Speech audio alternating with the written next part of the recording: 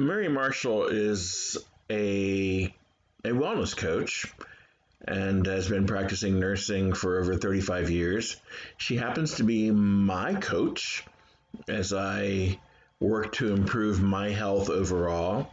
I originally went to her thinking that I wanted to focus on weight loss, but as Mary made me see, the idea of weight loss is one component of our total health picture, and that people do better when they focus on total health and not just that number or that one aspect of it. If you're pursuing the right behaviors and activities and diet and such, the numbers will go where they will, right? You'll lose weight, but you'll be full of energy and vitality, and it's all about how we think about it. And I think Mary does a great job of helping us to change those thought patterns that might hinder us from being more successful as we pursue our own health. I hope you enjoy the interview. Mary Marshall, welcome. How are you today? I'm wonderful. Hi, Del. It's good to have you here. Thanks for doing this. Well, thanks for having me. It's a pleasure. So, by way of full disclosure, you are my weight loss coach. Mm-hmm. Yes. And am I the most difficult patient you've ever had, or difficult client you've ever had? I laughed when I heard that question. No, no, you are not. Oh, good. When you show up, you show up to calls, you're there, and you're motivated to experience some change, and that's all I need.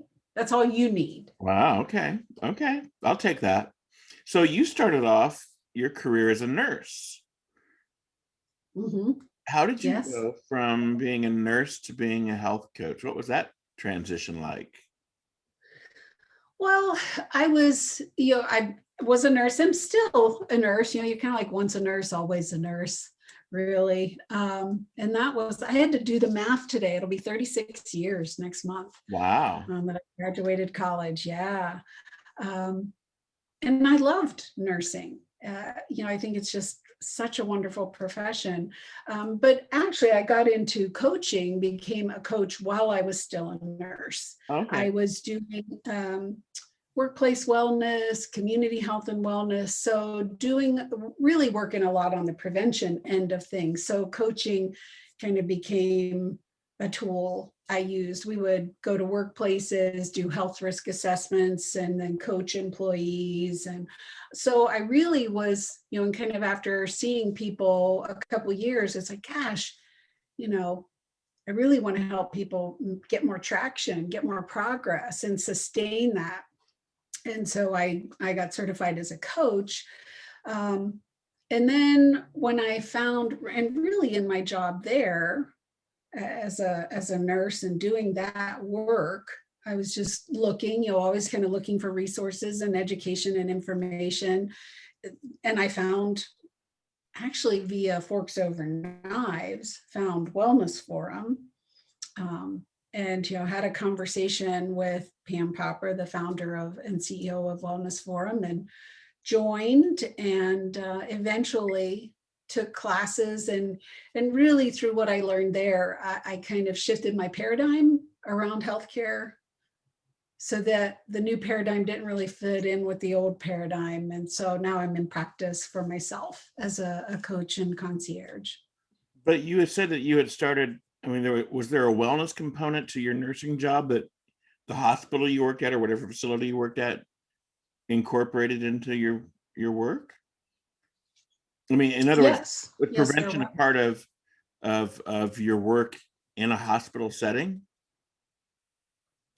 Yes, it was, especially when I, first started there in workplace wellness. So that was kind of when workplace wellness programs got, started, and it was all the rage. And so, the focus, it was especially employers wanted to try to help their employees be healthier, keep their healthcare costs down. And that's why, they would bring us in to do screenings, coaching on diet, lifestyle, exercise. We would do programs. In the hospital I worked for actually developed a program for their own employees. And I was kind of like the point person for that employee group for a long time. So Awesome. yeah, the problem was, so there was a prevention component, but they weren't teaching the right information, right, to really prevent disease. So, I mean, that could be a whole other conversation, right? Oh, yeah, The whole, yeah. Well, and that's where, that informed healthcare piece comes in, where it's like, oh, well, if you're really looking to do things to stay well and, get well and stay well, it's a little, you got to do some things differently than what you might hear from traditional healthcare. Well, let's talk about that, because I know at Wellness Form Health, it's about informed healthcare, setting you, the patient, up or the client up to make those decisions for yourself. So talk about that a little bit. Well, that's exactly what we teach people to do, and to make those decisions about anything that affects your health, be it what diet you choose to follow, what medications you choose to take, what supplements you might have, what tests you want to have done, what screening tests you want to have done, what surgeries you want to have done, what alternative practitioners you want to see, and what you want to, how you want to engage in their recommendations as well. So we really teach that approach across the board for all things health related. And it's really a kind of a risk assessment, isn't it? Because every test or procedure that you might have has certain risks with it. That really is it. I always say to people when they're asking me or inquiring, about maybe working with me, and they're like, what do you do? And it's like, well, really it's a risk benefit analysis, right, of anything you consider for your health.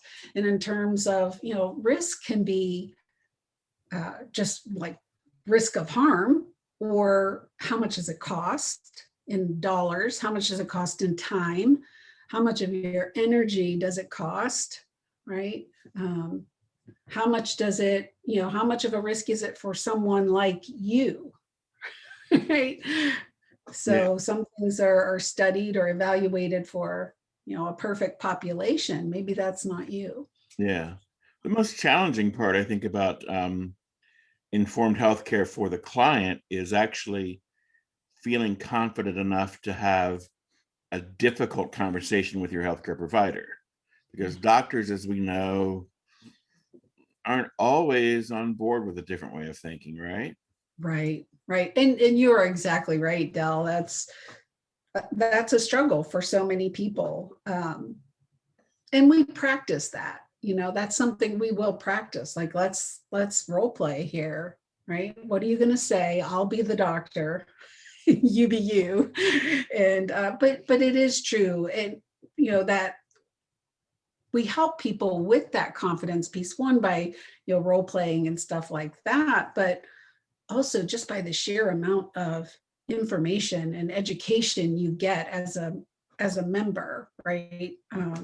You get, classes and libraries and videos. And if you work with a concierge, you kind of can get additional information from someone like that. So you really armed with the information, then the confidence piece is a little bit easier. Sure. Right. But it still is intimidating. People still are. I mean, look at what's going on now. People are intimidated by authorities and by healthcare authorities.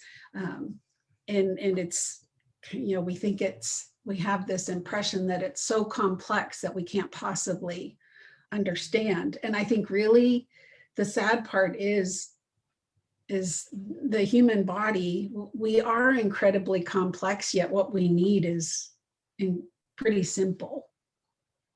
Not always easy, but simple. Right. Oh, definitely. I mean, it's kind of the surprise of people when they start adopting a whole food plant-based diet, for example, Mhm. is how many different ailments it sort of cures. Right. You know, several ailments, one cure, which is kind of a nice deal, huh? Yeah. Yeah. It's a high value proposition. So, It's not like you have to, I remember when I was in nursing school, it's like, oh, the diabetic diet, the renal diet, the heart health diet. There's really one mhm, diet with, some few tweaks here and there, but that, like you said, it's just addresses a whole host of issues. sure. So, So let's talk about well, let's talk briefly about the concierge program itself. So if you become a concierge member, which you do if you become a weight loss member, right? right. Yeah. Concierge does what? What's different about that than, say, going to a traditional doctor or traditional healthcare? Right. Well, as your concierge, I do that, like we said, the risk benefit analysis. I help pull that all together for you of whatever you're considering for your health. And you can look at that. So it helps you to work in collaboration with your doctor, not instead of. So I might come to you and say, "Hey, my doctor just diagnosed me with diabetes. What are my options?" Is that what? Yep, that's a classic. That's, a lot of folks because come to us with, diabetes, heart disease. Those are reversible with a low fat, whole foods, plant-based diet, like you've mentioned. And so we can show people the science behind that, like who says so. We teach Right. people that, how to structure the dietary pattern, how to kind of incorporate that into your life. But yeah, so we present that as an option for someone.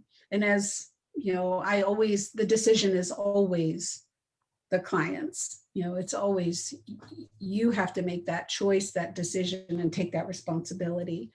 All right. So let's talk about someone's looking for a weight loss coach. Um, what should they look for? What makes a good weight loss coach? Hmm.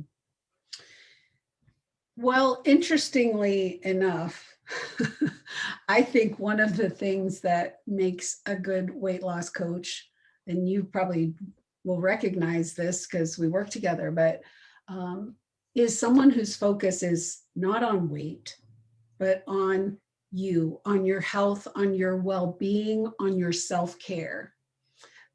That is critical to me. I interviewed an exercise specialist yesterday, and she said something similar, because you really can't just focus on the weight and expect to become healthy. You've Right. got to approach the whole picture. Well, and getting to your optimal weight isn't about just getting to a number, right? It's about doing the things. It's about the process and adopting that process, ad infinitum, right? Maintaining a healthful diet, uh, incorporating movement and activity, exercise, dare we say the E word, incorporating that into your daily life. And all of that takes prioritization, time, you got to manage your time, and you have to choose to do those things for yourself, right? And if you're not high on your priority list, it's gonna be very easy for other things to knock you out, right? It is one of the things that I've noticed about our coaching sessions, is that it's almost a rarity that we're actually talking about weight loss. I'm like, are we ever going to get around to that? What's going to happen? All that. But it's a rarity, because there's a bigger picture that goes into it.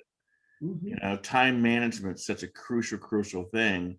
Oh, A yeah. lot of people I talk to about weight loss do not put themselves first. No, that is a How do you get classic problem. how do you get someone to change that priority and understand that, if the airplane's going down, you got to put your own mask on first? Yeah, yeah. It's Well, some of the things I do specific exercises really to try to help people develop their own really self-compassion and self-acceptance, right? You hear me, catch yourself. How are you talking to yourself, right? And if you're kind of being self-deprecating, self-derogatory, reframe that.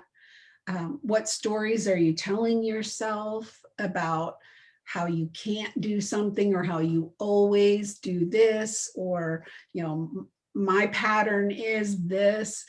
So let's change that story in a way that's positive and hopeful, right? And our thought patterns do dictate behaviors. That's what you're saying. I mean, yeah. Wow. And also, when you start getting kinder to yourself and thinking, kind of shifting into more positive place in your head, it frees up energy, right? I mean, when you're feeling like wah, wah, wah, about something, like it's a chore and you got to do it, and boy, I never can get my big batch cooking done on the weekend, it's always so hard. Well, who in the heck's going to feel excited about doing that? Right. Whereas if you can shift it, right, to, I know I've struggled with this in the past, but I'm going to at least make myself some beans and rice this weekend to have on hand. And I can feel really good about doing something for myself, right? And it's often about small steps. I mean, we're not going to dump the whole ship and then buy a new boat. We're right. going to work with what we've got. Yeah. And you have to, when you say I'm going to go to California on vacation, say I'm in Ohio, you don't just end up in Ohio. Like, it's not like I dream of Genie. I wish. But so you might have to go drive to the airport, or you might have to get a rental car, and so there's steps along the way. And so you try to get to the first step, and then you build, and as you gain confidence and you see results from the small steps, then you like, oh yeah, okay, I got this, I can do this, I'll take the next step. Instead of exercising 10 minutes every day, I'm going to bump it up to a half hour because I like it. Yeah. Well, I'm never going to say I like it, but I hear your word.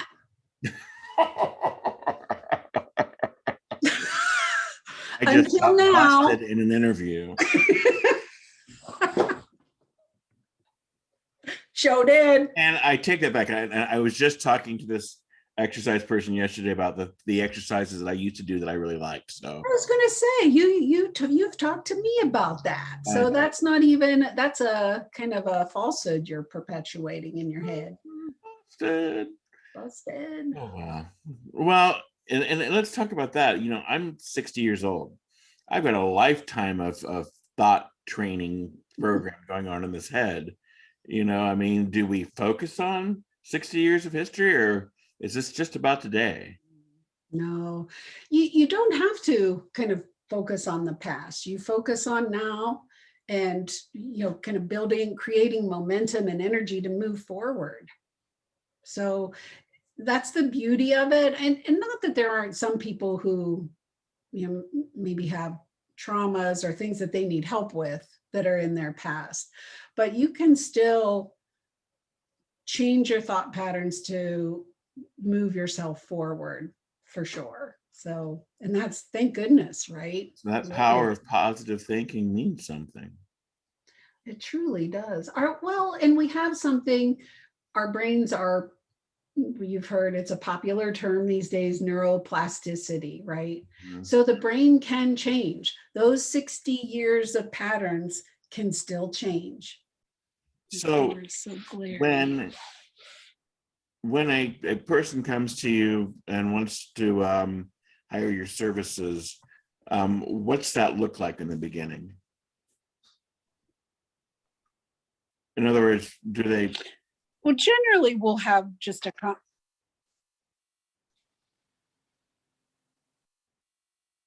Oh, go ahead. what's that, Del?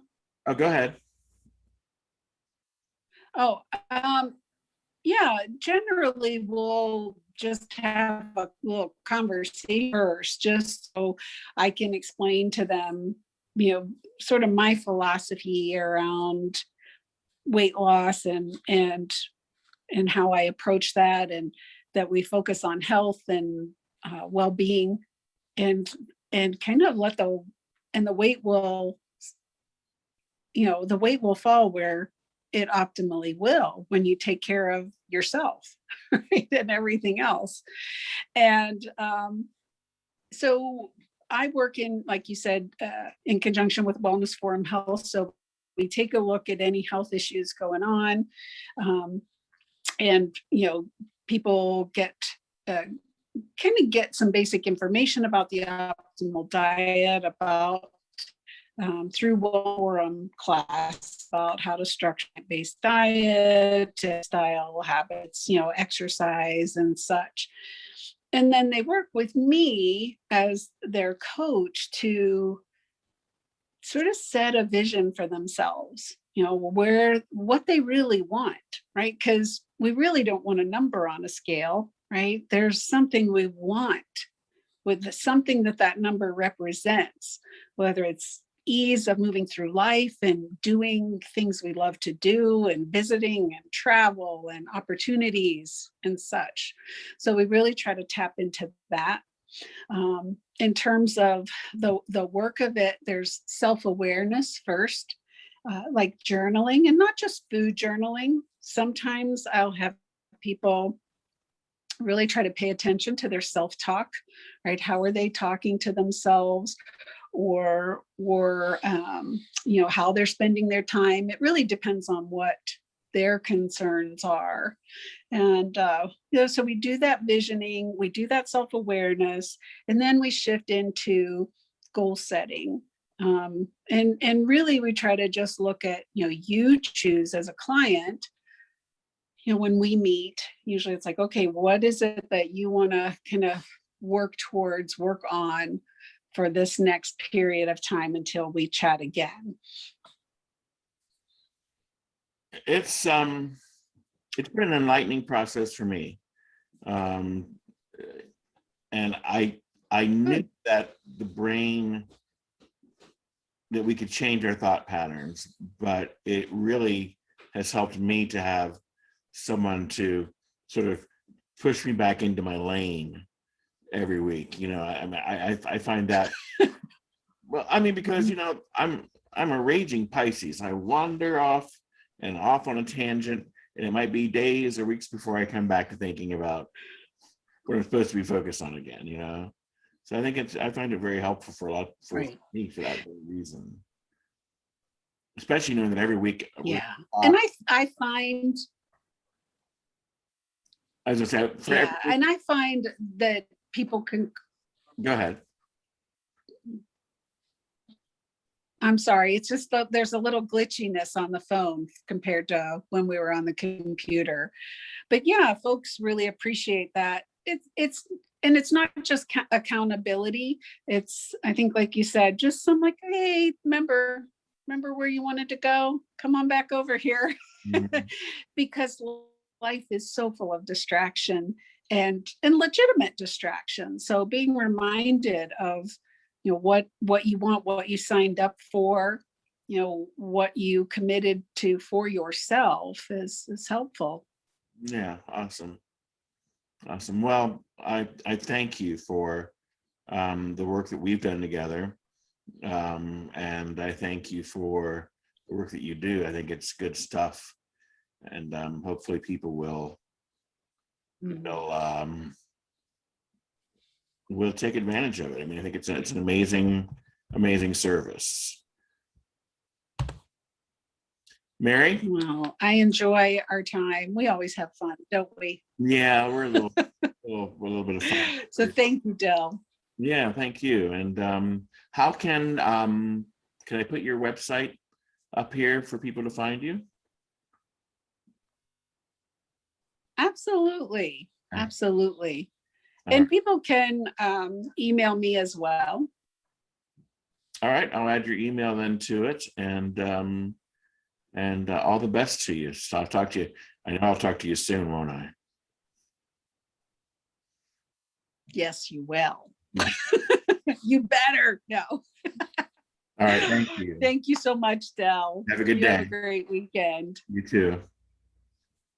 You too.